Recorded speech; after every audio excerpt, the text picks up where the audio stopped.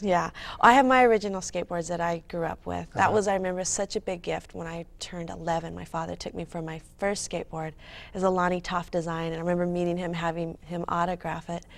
Yeah, I will always at thrift stores, you know, getting old skateboards, clay wheels, metal wheels.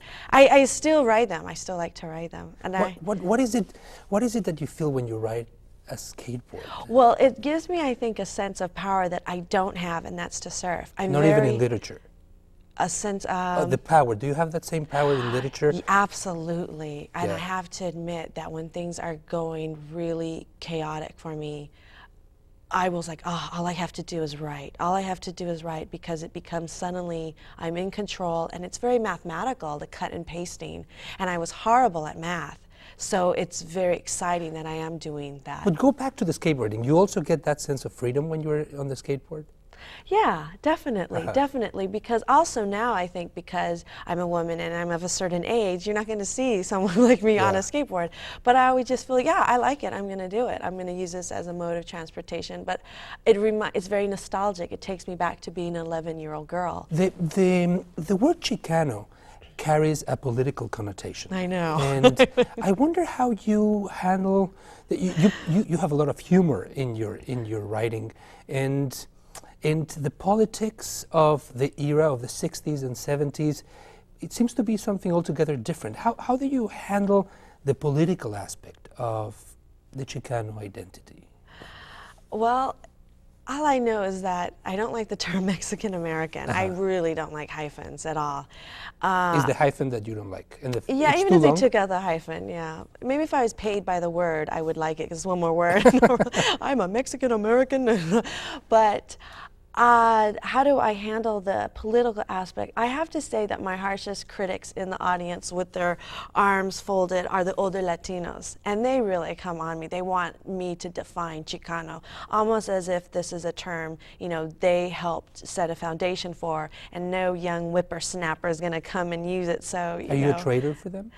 Oh, I guess you'd have to ask them. I Yeah. think I'm doing a good job for them. You know, I'm, you know, hopefully setting up a new generation of literature. I know for myself, I was a Chicana studies major, and I embraced the work I was reading. It was so wonderful to read authors who didn't change their last names, because at one point I thought I had to change mine, and who didn't change their sex, because I thought I would have to take a name of a man. I wanted to change my name to Michael Hill. Michele, Michael from Serros. Michele, Serros meaning hills. So my sister advised that, and as a young She girl. recommended that you change it. Yes, my sister says, you want to be a writer, there's no way the publishing world is going to accept a Mexican girl. Yeah. And my sister was all of 16. I was about 10. She knew the world. So I started signing everything I wrote, Michael Hill. You know, Michael Hill, I told all my friends, when you're at a bookstore and you see Michael Hill, that's going to be me. And one day, you know, I took a class in college, Mexican American literature. I'm like, what is this about? You know, this is going to be my easy class. I'll take this class. It's transferable. What is there, 3 books? You know, there's 3 books, you know. And I remember going that day in class, I saw the course outline, all the names. And I was really, I was excited, because I thought, well, I don't have to change my name. Maybe someday I could be a part of this. But I felt angry. I was like, why didn't my teachers have access to this in high school? I know I come from a predominantly Hispanic neighborhood, and I didn't have that. My own family knew I wanted to be a writer. Why didn't we have books like this? So it was very emotional, you know, happy but angry. How did you come to actually begin writing? Was it also in college? No, not at all. I could not wait to write. My mother would Since escape. early on? Oh, before I could write or read.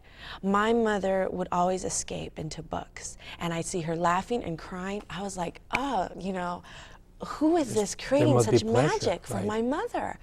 Later, when my parents were going through a divorce, that was my escape. I had no one to talk to. I couldn't lug the TV outside with me. I couldn't drive away. I was 11 years old.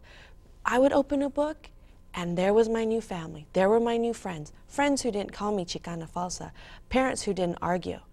And I'm like, this is the best gift anyone could give. I want to give this gift of escape. It wasn't me thinking, oh, I want a book with my name on it. I want to do book signings. It was like, I want to give the gift of escape. So that really, and as soon as I was writing, I was actually writing poems for my family, making books out of railroad board and yarn. So I'm very lucky that as a young girl, I knew what I wanted to do.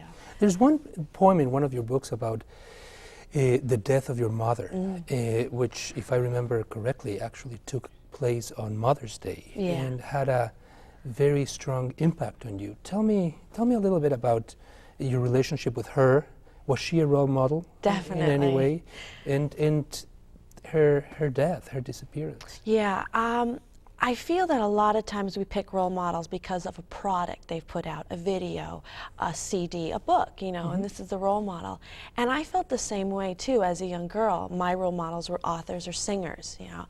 And it wasn't until I was older and I'm realizing, oh my God, I've been living with two role models, two parents, you know, who worked two jobs just so we could have a steak dinner at a restaurant twice a month. You know, these were such role models and just had such a work ethic that I followed. My mother was my main emotional support. You know, when I was 13, she purchased a desk for me, a desk because this is what writers need, a place to just call your own and have, you know, your writing. It was a roll-top desk with a lock, and that would be my private, you know, sanctuary. And at that time, we didn't have a couch in our living room. We badly needed a new septic tank, you know. Yet there's my mother going and buying this desk for a 13-year-old. She was sort of the joke of the family. I would overhear relatives like, you know, why did you buy this? You know, it was hundreds of dollars. Yeah. And I felt very pressured to write something, you know, And I never wrote the stories or novels, you know, at that desk, not until she died. And I think that came about because once she died and I was able to go through that bereavement period, I thought I could do anything. And how bad is a rejection slip gonna hurt? How bad is someone looking at their cuticles during a reading gonna kill me, you know? And so that gave me the push. Also, my mother really saw herself as an artist. She had a corner in the house that she'd paint. In that piece, you actually talk about her writing and your task of writing an obituary when she died, and some members of the family saying, but she wasn't a writer, she didn't publish anything, and you reacting to that. Yeah, she prided herself as an artist, and so they were asking, you know, why do you want to put that in the obituary? It's not like she sold her art or had it in galleries. And I was just thinking, my mother would be crushed knowing that she left, you know, this earth not being known for who she thought she was. And that was a push for me. I thought, I don't want anyone, you know, scratching their head over my obituary. You know, let it be, whether I'm a bad writer, good writer, whether Amazon.com readers like